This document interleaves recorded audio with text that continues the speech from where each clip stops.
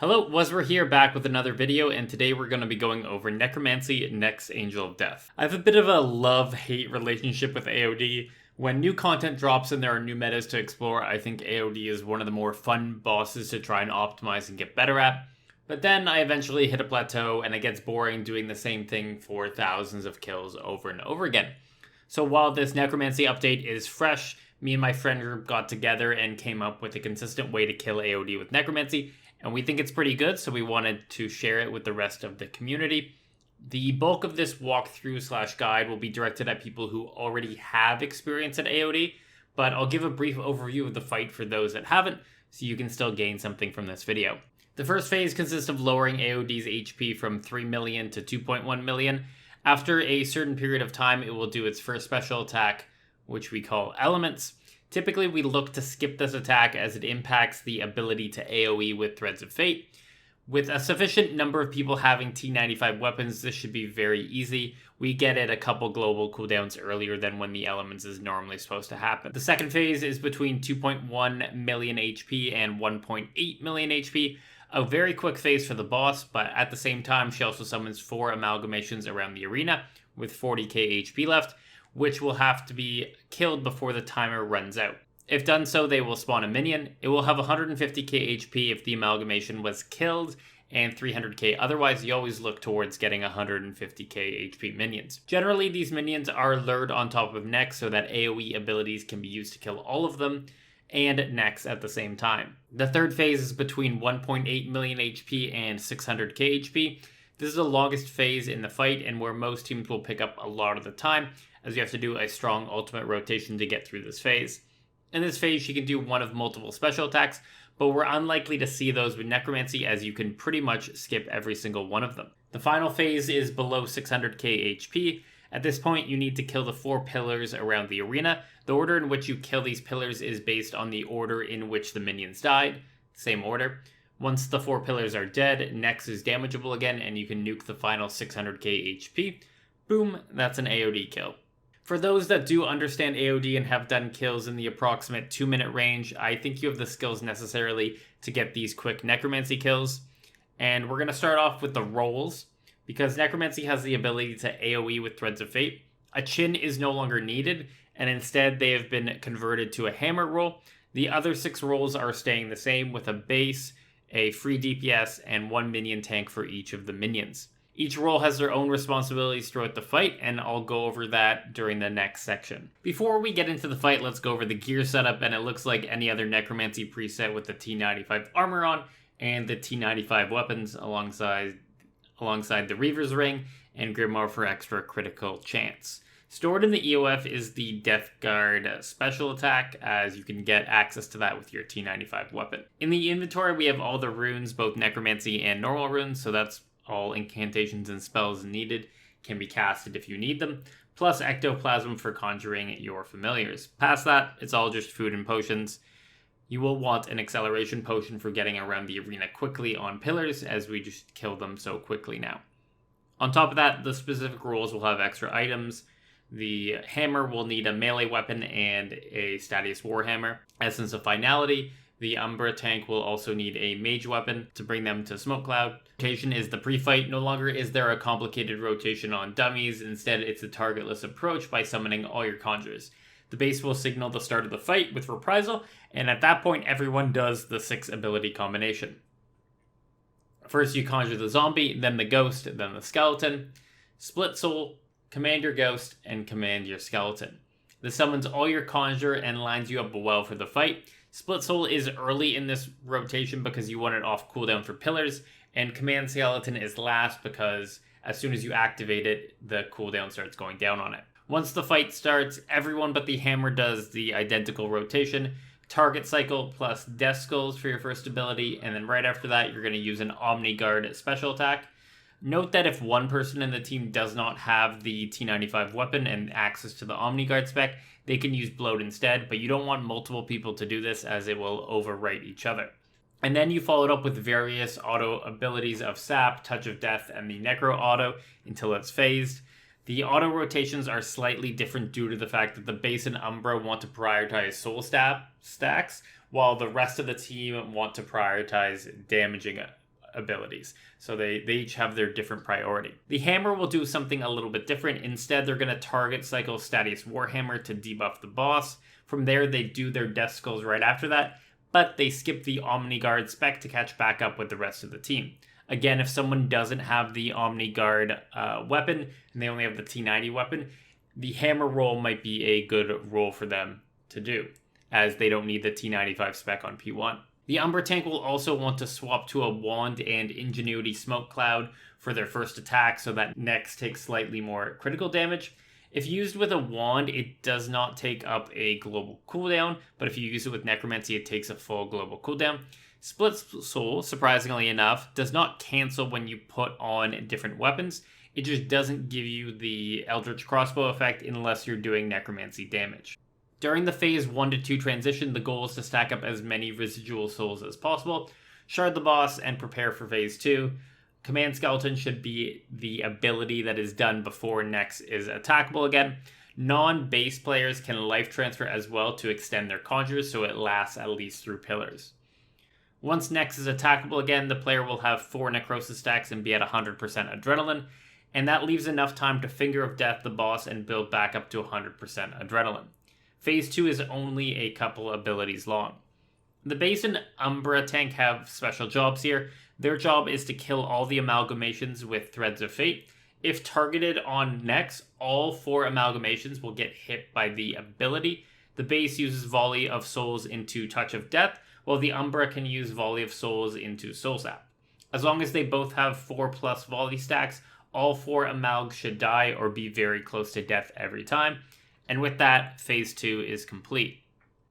The main goal in Phase 3 is for the other 5 players that haven't used Threads of Fate to nuke down the minions and then transition into a Living Death rotation to help Nex. Everyone has a slightly different rotation here.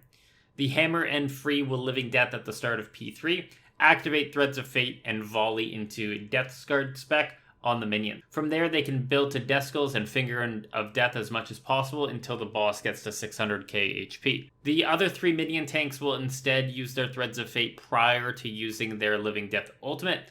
This is done so that Living Death is up for longer on pillars, specifically lasting all the way to the 3rd pillar so they can get boosted damage on their fingers on the 3rd pillar. For the Threads of Fate, they do the same volley into Death Guard EOF spec. From there, they build up to 100% and Living Death, and complete out a rotation on Nex, getting at least 1 Death Skulls off on her, and Finger of Deathing until the boss hits 600k. The base and Umbra will both do a Living Death rotation right after using their Threads of Fate. Apart from that, they do as others are doing, building Necrosis stacks and using Finger of Death until 600k. The one negative with this is that the order tends to get messed up, with Umbra sometimes even being last, and if anyone's done a lot of AoD, Umbra last is really annoying. And to get around that, we have the Umbra tank Finger of Death Umbra during Phase 3, so that it tends to die slightly quicker than the other minions. Normally what nuking teams would do beforehand is that the first Amalg to die would be the first in the order, but the problem is all the Amalgs are dying on the same tick, so you can't rely on that, so instead you need to make sure that Umbra dies first. Pillars is the weirdest part of this fight because you either kill the pillar in a global cooldown or 2, or it takes 5 to get down. In order to help with this, we split using our Death Skulls between the rolls. Hammer, Free, and Umbra all Living Death early, so they use Death Skulls on the first pillar, while the rest of the minion tanks Living Death a couple of global cooldowns later, so they're able to Living Death the second pillar instead. From there, everyone is able to build up to 100% on the 3rd pillar with Split Soul up. Note that it is the Free's job to invoke Death the 3rd pillar so that it dies at 30k HP instead of 0. You don't need to worry about invoking Deathing on the first 2 pillars, as they die so quickly that the 30k damage is not going to save you any time. The base will have lured the boss, hammered it, and resummoned a ghost to haunt both the 4th pillar and Nex. As everyone gets to the 4th pillar, everyone should Omni Guard spec the 4th pillar, and follow that up with a boosted auto and potentially a Touch of Death or Soul Sap, depending on what you need stacks-wise. Typically, the 4th pillar will die if everyone does that. From there, Death Skulls Nex, Finger her as much as you can, and throw a T90 Death Guard spec in there as well if you have the Adrenaline. From there, congrats on your quick AoD Necro kills. With a full kill out of the way, let's go over the rotations of each role and their responsibilities throughout the fight that are not DPS related. Now, I should mention that these are very rough rotations, and it's more about the big picture stuff like when to Living Death and when to Death Skulls. You can swap an auto for a Soul Sap throughout here, and it's not going to make a big difference, and they shouldn't be followed to the letter because these are not optimized rotations. Feel free to pause to see what we are currently doing with our rotations and read through them and copy them. I'll leave links to the images of the rotations in the description below so you can look at them there. Starting with the base, the rotation is on the left, and all the rotations are going to be on the left here. And their main responsibilities are Vulning the Boss and Fourth Pillar, Threads of Fate P2 to kill the amalgamations. They have to invoke Death, the Fourth Pillar. They want to hammer next during pillars, and resummon ghosts during pillars and haunt. This takes up a lot of adrenaline, which is why their actual damage output they're doing on the fourth phase is a lot lower than the rest of the team. Umbra is the next busiest role with the following responsibilities. They want to Smoke Cloud phase 1. As mentioned, use Ingenuity of the Humans with a wand swap so it doesn't take a full global cooldown. They are also the other person who are Threads of Fating on P2 to kill amalgamations, and they need to vuln pillars 1 to 3. Free and Hammer, luckily, only have a couple responsibility. The Free needs to vuln the Umbra amalgamation.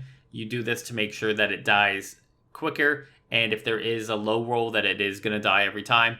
You want to also invoke Death, the third pillar, as that one will have some advantage where the 30k hit will help. And then alongside the Free, they're going to Threads of Fate early on P3 to help kill minions. For the Hammer, they don't have any other responsibility apart from hammering P1 and doing the same Threads of Fate that the Free is doing. For minion tanks, they only have 2 responsibilities. They want to run their assigned minions into the middle and tank the minion until it dies. They don't need to stack it up on the specific square like you needed to do with Shins because Threads of Fate has a wide range, but they do need to be somewhat central. Also, they're going to be Threads of Fating P3 to kill minions before their Living Death ultimate. If everyone does what they are supposed to do, AoD will be a breeze. Now, I'd like to take this section to talk about AoD and how I think this will go forward. I think this has potential to become the meta at AoD, supplanting the current breeding strategies, as while those breeding strategies can get quicker kills, they do take a while to set up before the kill starts, while in Necromancy, the only buildup is the 3 summons before the base starts the fight. So you're talking about a 4-second buildup versus a 20-second buildup. And with that lower buildup time, the total kills per hour is actually likely going to be higher. We were getting 25 kills per hour, and we did that on back-to-back hours with mediocre banking, unoptimized rotations, and not necessarily the best play in the entire game. Looking at the kills in the entire hour, a majority of them are under 140, and the overall average for the whole hour was 141, never even getting close to an above 2-minute kill, even when people died. That just shows you the power that these rotations have. Also, I do think that better players will be able to eke out quicker kills, and with proper play and more optimized rotations, a sub 130 Necromancy camp kill is not out of the realm of possibility. And with how consistent Necromancy is on a damage range basis, that could mean they could go an entire hour without getting a kill above 140.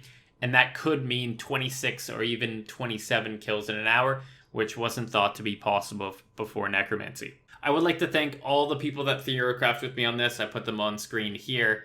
It was a group effort, and I don't think we would have gotten to this point without any one of them. Whether it was just a fleeting idea that turned into a 5-second time save, or it was just showing up and having fun and making it a fun environment for us to learn and get better at, we wouldn't have been able to do it without you. It allowed us to all work together to come up with this, and now we pass it off to other people to beat us. Good luck.